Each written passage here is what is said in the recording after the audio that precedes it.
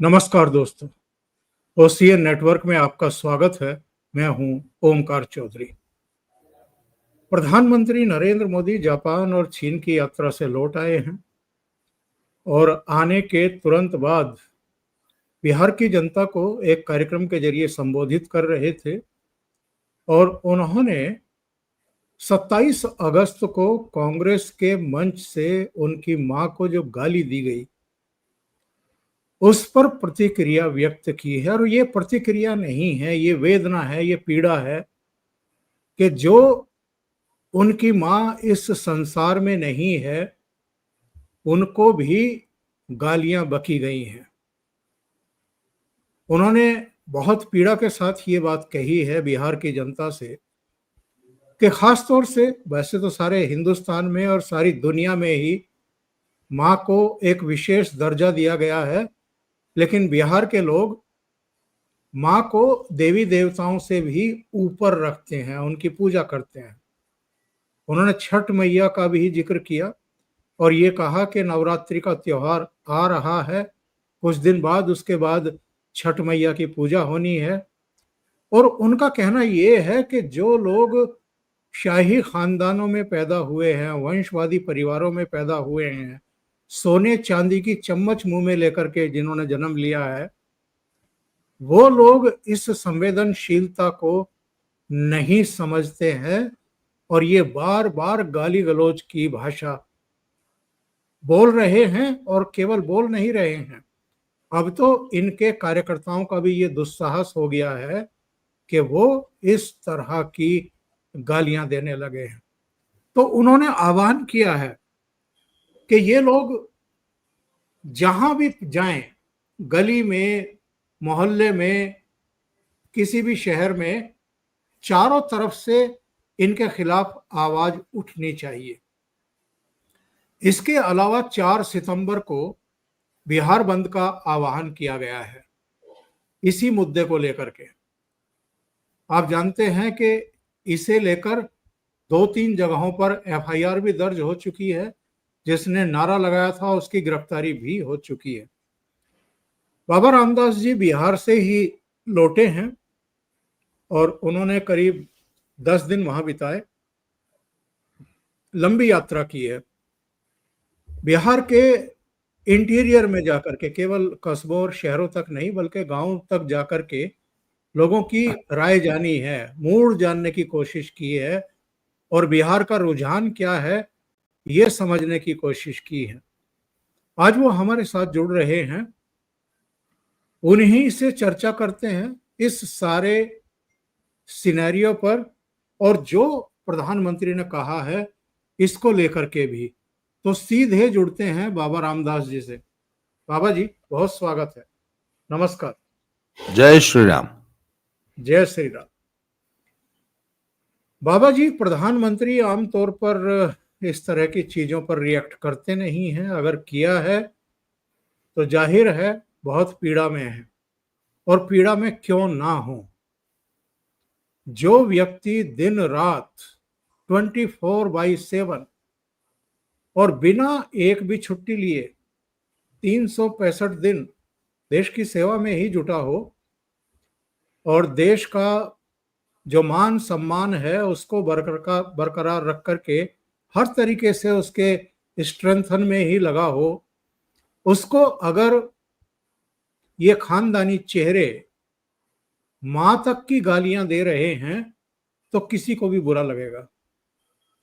प्रधानमंत्री ने जो रिएक्ट किया है, पहले तो इस पर आपकी प्रतिक्रिया चाहूंगा और बिहार में लोग किस तरीके से रिएक्ट करेंगे और क्या ये इस बिहार के इलेक्शन में एक टर्निंग पॉइंट होने जा रहा है और बड़ा मुद्दा बनेगा।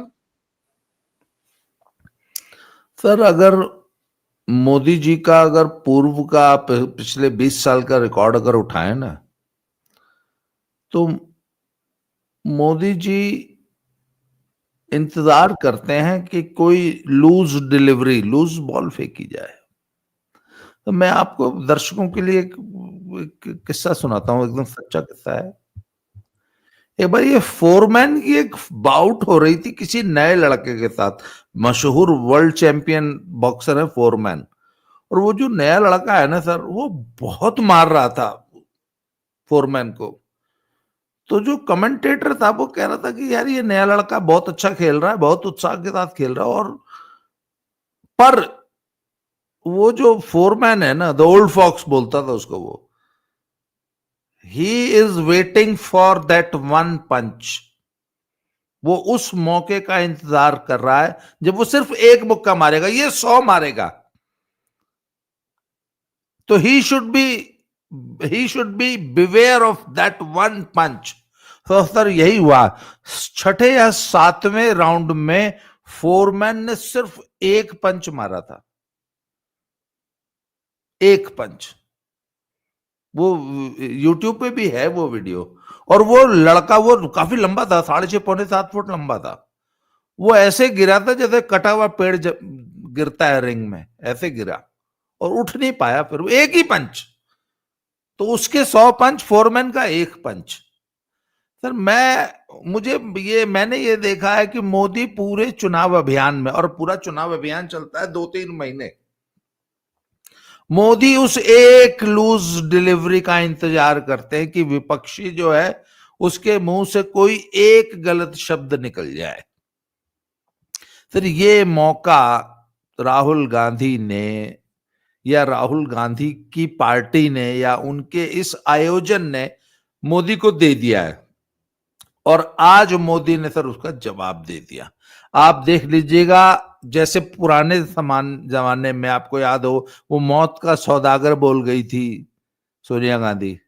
एक बार वो आपको याद होगा, प्रियंका गांधी ने वो नीच राजनीति बोल दिया था, तो मोदी ने कहा इसने मुझे नीच बोला है क्योंकि मैं नीची जाति का हूं ना, वो ये नामदार हैं और मैं तो भाई। सर मोदी ने, अच्छा इन्होंने मोदी को मां की गाली दी। आप देखिए कि 7 दिन तक मोदी जी ने कोई रिएक्ट नहीं किया। आज जब इनकी यात्रा समाप्त हो गई, तब मोदी जी ने जवाब दिया और उसको सीधे बिहार में छठ मैया से जोड़ दिया, नवरात्र से जोड़ दिया। और सर अब आप देख लीजिएगा, पूरे चुनाव अभियान में ये एक मुद्दा रहेगा। इन्होंने मोदी जी को वो मुद्दा थमा दिया, मोदी जिसके इंतजार में थे कि ये मुझे कुछ दे दें बोलने के लिए मौका।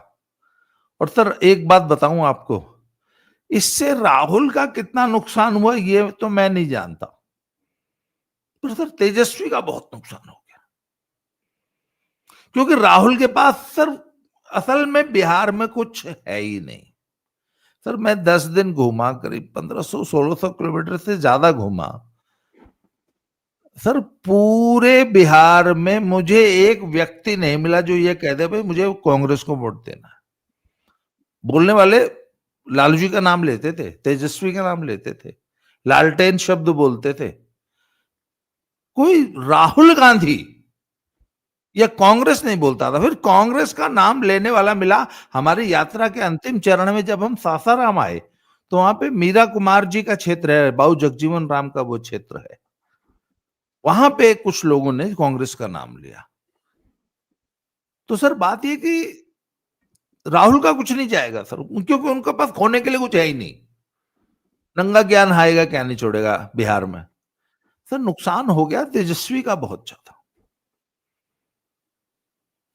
और सर आपको याद होगा सर, जैसे महाराष्ट्र में जब चुनाव अभियान शुरू हुआ तो भाई कांग्रेस और शरद पवार की पार्टी और उद्धव ठाकरे तो बहुत, जो लोकसभा की जो उनकी बढ़त थी उसके आधार पर वो बहुत आगे थे। फिर जब अभियान शुरू हुआ तो हमें लगा कि नहीं, ये तो बीजेपी ने रिकवर कर लिया और अब तो बीजेपी बहुत अच्छा परफॉर्म कर रही है और पब्लिक के मुंह से बीजेपी बीजेपी निकल रहा है। तो हमें इस बात का अंदेशा तो था कि नहीं, बीजेपी चुनाव जीत जाएगी। पर इतनी बड़ी लहर नहीं, वो तो सुनामी थी। सर बिहार में ठीक वही माहौल है, मैं आज आपको बता रहा हूं। बिहार जो है वो महाराष्ट्र रिपीट करने जा रहा है, और सिर्फ रिपीट ऐसे नहीं करने जा रहा है सब। जैसे महाराष्ट्र में कोई आइडिया नहीं था ना किसी को कि कहां जाके रिजल्ट में अंतिम टैली कहां जाके टिकेगी, तो वो माहौल हो सकता है। क्योंकि इस बार पहली बार तेजस्वी मुझे बहुत ज्यादा, जो आरजेडी का जो काडर था ना सर, वो डिफेंसिव नजर आया। उनको लग रहा है कि अच्छा, वो इतने असहज थे तेजस्वी के सपोर्टर्स। जब उनसे मैं पूछता था, मैंने कहा यार इस यात्रा में तो राहुल जी हैं आगे आगे, तेजस्वी का तो कोई नामो निशान नहीं है। तो ना ये बात सुन के तेजस्वी के सपोर्टर्स होते थे वो सकपका जाते थे, नहीं ऐसी बात नहीं है ऐसे। तो मैं कहता नहीं नहीं यार, राहुल जी आगे आगे हैं, तेजस्वी पीछे हैं। आखिर तेजस्वी ने इस पूरे अभियान में कमांड राहुल के हाथ में क्यों दे रखी है, इसका कोई जवाब ही नहीं था किसी के पास। तो तेजस्वी नर्वस हैं। अच्छा, शुरू में तेजस्वी को समझ नहीं आई बात, पर सर जब ये यात्रा, वोट अधिकार यात्रा के जब 3-4 दिन निकल गए ना, तब तेजस्वी को समझ में आया कि यार ये तो गलत हो रहा है। पर तब तक गलती हो चुकी थी। ये गलती आप देख लीजिएगा। अच्छा, वो जो मंच था, जिस मंच से गाली दी गई, वो तेजस्वी का मंच नहीं था, सच ये है। अच्छा, कार्यकर्ता सब तेजस्वी के थे, वोटर सब तेजस्वी के थे, सब कुछ था, परंतु झंडा वंडा सब ये कांग्रेस का था। आप जिस दिन अंतिम 1 सितंबर वाली जो रैली, वो मार्च हुआ है, उसमें देख लीजिए, सारा वोटर, सारी भीड़ तेजस्वी की, पर झंडा कांग्रेस का। तो मुझे ये समझ अभी तक नहीं आया कि तेजस्वी इतनी बड़ी ब्लंडर कैसे कर सकते हैं कि राहुल को कमांड दे सकते हैं, राहुल को आगे कर दिया उन्होंने, खुद पीछे चले गए। तो ये बड़ा सर असहज है। ये गठबंधन जो है बिहार में को लेके बहुत असहज है। अच्छा, तीसरी एक बात जो मुझे बड़ी मतलब महसूस हुई कि मुस्लिम वोट जो है वो बड़ा चुप है। इन रैलियों में भी मुसलमान अगर आता भी था तो वो गोल टोपी नहीं दिखाई देती थी, भीड़ में से टोपी गायब थी। तो ये तो यार या तो किसी योजना का हिस्सा था, या जानबूझ के ऐसा किया जा रहा था कि टोपी नहीं पहन रहे थे वो, या मुस्लिम भीड़ नहीं दिखाई जा रही थी।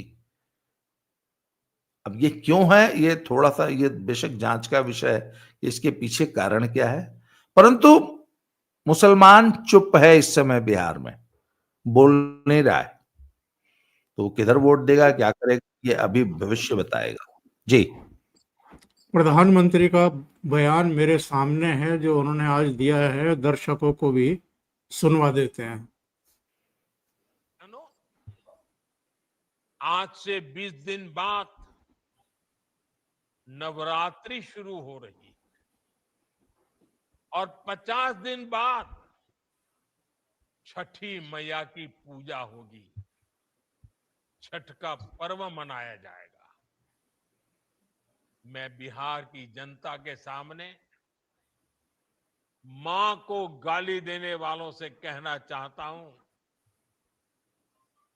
मोदी तो तुम्हें एक बार माफ कर भी देगा, लेकिन भारत की धरती ने मां का अपमान कभी बर्दाश्त नहीं किया है। इसलिए आरजेडी और कांग्रेस को सात बहिनी से माफी मांगनी चाहिए, छठी मैया से माफी मांगनी चाहिए। ये प्रधानमंत्री की आवाज जरा इस वीडियो में कम थी, लेकिन दर्शक समझ गए होंगे कि उनकी जो पीड़ा थी वो क्या थी। बाबा जी, क्या इस मुद्दे पर, मतलब मैं वो शब्द शो में बोल भी नहीं सकता, जो गाली दी गई है प्रधानमंत्री को, जो कहा गया है, असल में वो कौन है? क्या बिहार ये तय करने जा रहा है इस पर?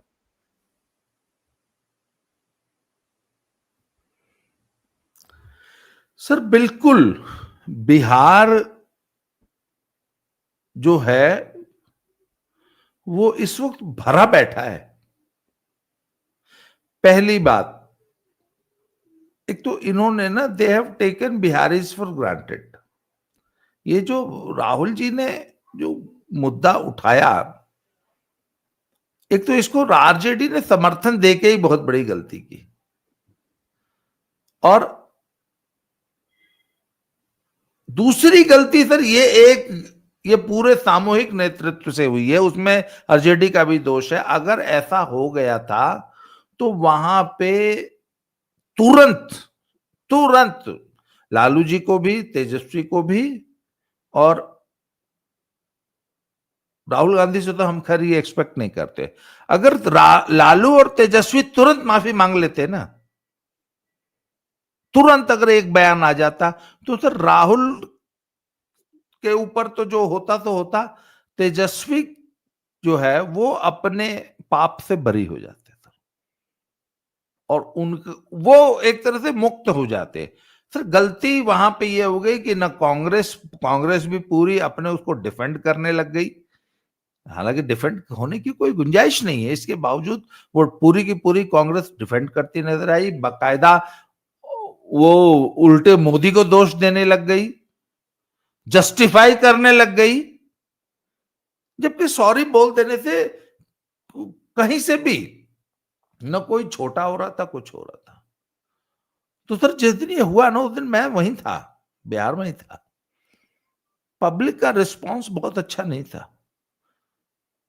और किसका? मैं पब्लिक में मैं लालू के वोटरों की बात कर रहा हूं।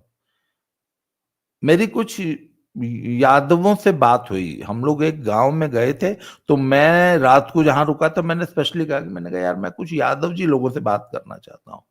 तो मैंने कहा कहो ये गाड़ी दिले हुए लोग, बहन मतारी का गाड़ी जो दिया थे मोदी के मतारी के, नहीं नहीं बाबू ये बहुत गलत बात है, ये बहुत गलत बात है, ऐसा बिल्कुल नहीं होना चाहिए, नहीं नहीं नहीं नहीं। तो सर वो बुजुर्ग लोग यादव थे सब लोग, अच्छा सब लालू समर्थक थे, पर तुरंत सर वो मतलब आप समझिए, वाकई सर उनके चेहरे पे पीड़ा थी। मुझे लगा यार ये ऐसे ही बोल रहे हैं या इनके दिल से ये बात निकल रही है। नहीं नहीं नहीं, वो उनके दिल से बात निकल रही, वो बड़े जेन्युइन लोग थे, सीधे साधे लोग थे। उन्होंने कहा नहीं नहीं नहीं, मतारी की वो बेचारी तो बहुत बढ़िया, मतलब वो लोगों को पता था कि उन कितने संघर्षों से वो अपने बच्चों को उन्होंने पाला, और क्या उनका जीवन भर जो है संघर्ष रहा। तो कहते कि नहीं नहीं वो तो बहुत अच्छी महिला थी, उनके लिए ऐसा नहीं बोलना चाहिए। और सर पब्लिक इसको, अच्छा मोदी जी ने तो आज रिएक्ट कर दिया, मैं तो पिछले एक हफ्ते से इंतजार कर रहा हूं कि देखें मोदी कब बोलते हैं। तो सर मुझे पक्का पता था कि सर मोदी जो है ना 100 गुना वापस करेंगे। मोदी ने उसको नवरात्रि से जोड़ दिया, मोदी ने उसको छठ मैया से जोड़ दिया। अभी नवरात्रि शुरू होने वाले हैं, उसके बाद वाकई जब ये चुनाव अभियान चल रहा होगा तब छठ पर्व हुआ सामने। तो सर ये मैं बता रहा हूं, ये बहुत बड़ा पॉलिटिकल ब्लंडर है जो कि लालू जी से हुआ। उनको सॉरी बोलना चाहिए था। अच्छा अब सॉरी अगर बोल भी देंगे तो उसका कोई मतलब नहीं है, अब तो बात निकल गई, अब तो वो वक्त निकल गया। परसों बिहार बंद है साहब, इसी मुद्दे पर मुझे लगता है कि दावा नहीं करना चाहिए, पर मुझे लगता है कि ये अभूतपूर्व होने जा रहा है और इससे बहुत कुछ तय होगा। सीन तय हो जाएगा इस चुनाव का परसों के बिहार बंद से। और सर अभी तो मोदी जी जब निकलेंगे ना बिहार में, अभी तो आज तो वर्चुअली संबोधित किया है, अभी तो चुनाव अभियान शुरू होगा सर। अभी जब चुनाव अभियान शुरू होगा तब आप देखिएगा माहौल, मैं बता रहा हूं इस बार का बिहार का चुनाव ऐतिहासिक होने जा रहा है। अच्छा, और इतना ही नहीं sir, Bihar will be the trigger point in rest of the country. मैं आपको बता रहा हूं, बिहार की ये आंच बंगाल तक पहुंचेगी। बंगाल के बाद आप देख लीजिएगा 2027 में यूपी को प्रभावित करेगी, और अंत में 29 लोकसभा चुनाव तक ये बिहार विजय। जैसे लोकसभा के तुरंत बाद हरियाणा से माहौल पलटा था ना, बिल्कुल। हरियाणा, महाराष्ट्र, फिर दिल्ली। अब आप देख लीजिएगा उस वेव को, वो जो वेव थी वो बिहार में आके सुनामी बनेगी, and it will go up to 2029। आप देख लीजिएगा, यहीं से एजेंडा सेट होता चला जाएगा। बाबा जी, ये बताइए, आप पूरा राज्य घूम करके आ रहे हैं, राहुल गांधी के बारे में कोई बात कर रहा है क्या? या राहुल गांधी को कोई सीरियसली ले रहा है क्या? ये अब तक इन 3 यात्राओं पर, 2 पहले हुई हैं भारत जोड़ो के नाम पर, और एक ये वोट अधिकार यात्रा के नाम पर की गई है, ये जिस तरह का रायता फैलाने की कोशिश करते हैं, जिस तरह की भाषा में बात करते हैं, तूम तड़ाक से बात करते हैं, ये तो हम और आप सब जानते हैं। अब तो दर्शक भी जान चुके हैं कि ये जितना घूमते हैं अपनी पार्टी का भी बंटाधार करते हैं, और जो इनके सहयोगी होते हैं उनको भी डुबो देते हैं। 2017 इसका उदाहरण है। यूपी के 2 लड़के, उससे पहले 5 साल अखिलेश मुख्यमंत्री थे, 2012 से 17 तक 225 सीटें उनके हाथ में थी। उनके पाप कहिए या राहुल गांधी की बदजुबानी कहिए, तौर तरीका या अलोकप्रियता कहिए, या लोगों का उनके प्रति गुस्सा कह लीजिए, कांग्रेस के प्रति गुस्सा कह लीजिए, अखिलेश यादव 225 से 47 सीटों पर आ गए, और कांग्रेस पार्टी 28 से 7 सीट पर आ गई थी उत्तर प्रदेश में। तो बिहार में क्या होने जा रहा है? बंटाधार? सर मेरा अंदाजा है, हालांकि इट्स टू अर्ली, पर मुझे ऐसा लग रहा है कि राजद, राष्ट्रीय जनता दल 40 के आसपास आके टिक जाएगा, और कांग्रेस और बाकी सारी पार्टियां मिला के 10-12 और, मतलब पूरा का पूरा विपक्षी खेमा 50, 52, 55 के बीच सिमट सकता है। हालांकि अभी थोड़ा सा। अच्छा सर, दूसरी चीज है कि राहुल, आपने पूछा कि क्या राहुल को कोई सीरियसली ले रहा है। सर मैंने आपको बताया ना सर, राहुल का बिहार में कोई नाम लेवा तक नहीं है। तीसरी चीज सर कि जो सीमांचल का मुसलमान है वो शुरू से वो ओवैसी को वोट देता आया है। मुसलमान हमेशा से ये देखता है कि आपके पास क्या है। जहां हम अकेले सीट अगर नहीं निकाल सकते हैं, वहां तो वो कांग्रेस को या राजद को वोट देगा, पर जहां वो अकेले जीतने की स्थिति में होता है फिर वो किसी को वोट नहीं देता, फिर वो अपने आदमी को देता। आपको ध्यान होगा सर, इस बार मालेगांव सेंट्रल में इन्होंने एक पार्टी बनाई थी, उसका फुल फॉर्म था ISLAM, पता नहीं क्या नाम था उसका, ISL इस्लाम। और मालेगांव सेंट्रल का पूरा वोट या तो ओवैसी को मिला या इस्लाम को मिला, यहां तक कि सपा को भी नहीं मिला। कांग्रेस की तो बात छोड़ दीजिए।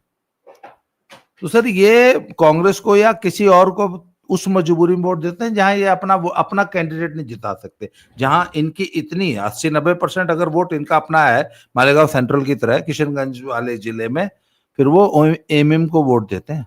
महाराष्ट्र में भी आप याद कीजिए, महाराष्ट्र में जहां इनका पूरा कंसंट्रेशन है वहां ये कांग्रेस को वोट नहीं देते। उसी तरह ये राजद को भी वोट नहीं देंगे बिहार में, ये ओवैसी को देंगे या कोई नई पार्टी खड़ी कर लेंगे उसको देंगे। तीसरी चीज है सर कि अभी चुनाव में अभी थोड़ी सी गर्मी आनी असल में है बाकी, थोड़ा सा टिकट वितरण हो जाए, अभी तो सीट वितरण भी कंप्लीट नहीं हुआ है, वो हो जाए फिर पता चलेगा। परंतु अच्छा, हालात इतने खराब हैं तो ये बात तेजस्वी और लालू को पता लग चुकी, और मुझे लगता है कि इस पूरी यात्रा में कमांड राहुल को दे देना, ये इनकी एक बाप बेटे की एक स्ट्रेटजी भी हो सकती है, क्योंकि सर पहली बार मैंने देखा कि इतना जबरदस्त डिवीजन है वोट का समाज में, और एकदम स्पष्ट दिखाई दे रहा है। अगर आप मुझसे जातिवार अगर विश्लेषण करने के लिए कहेंगे ना, तो मैं तो एक एक जाति का मैंने वहां जाके लोगों से नाम पूछ पूछ के पूछा, भाई कौन से कहां का वोट कहां जा रहा है, तो सिवाय यादवों के और मुसलमानों के तो तेजस्वी को कोई वोट देने वाला नहीं है। और मैंने तो सर वहां पे देखा कि बिहार का जो असली हीरो है वो नीतीश कुमार है।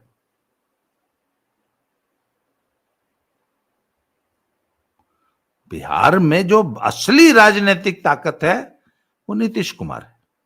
नीतीश कुमार ने जो सर जो जातीय समीकरण बैठाए हैं ना, उनका कोई काट ही नहीं।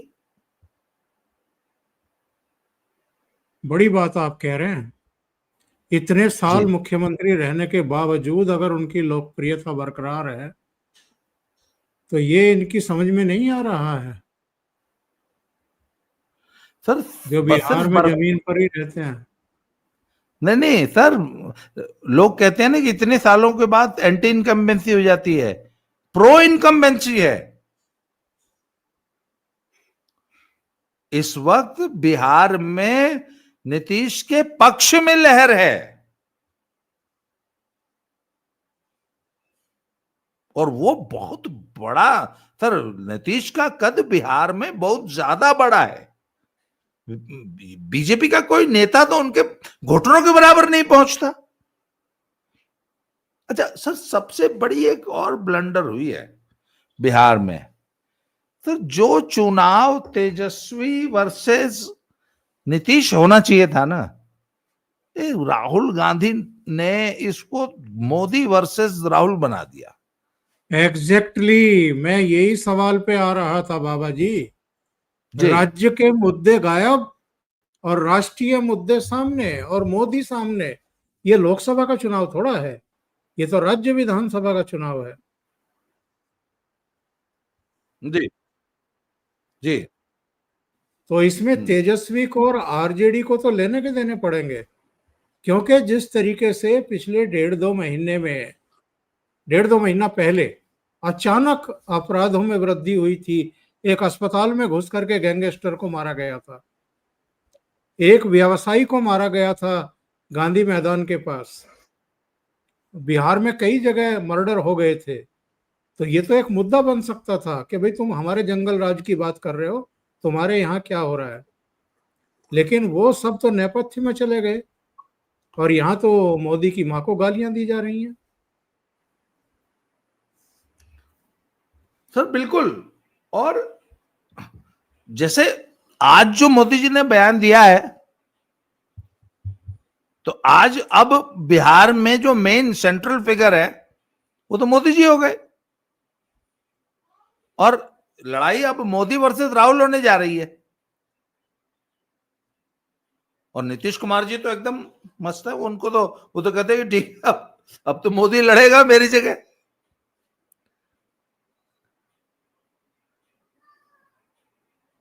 तो सर ये बहुत बड़ी टेक्टिकल मिस्टेक है। मैं इसको क्या नाम लालू जी की गलती मानता हूं कि लालू के रहते इतनी बड़ी गलती हो गई ये उन्होंने इसको मोदी वर्सेस जो राहुल बनने दिया इस लड़ाई को, इसका खामियाजा भुगतेगा विपक्ष।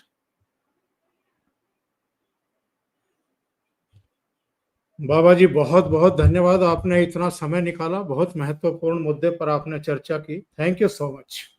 प्रणाम सर। जय श्री राम। हर हर महादेव। हर हर महादेव।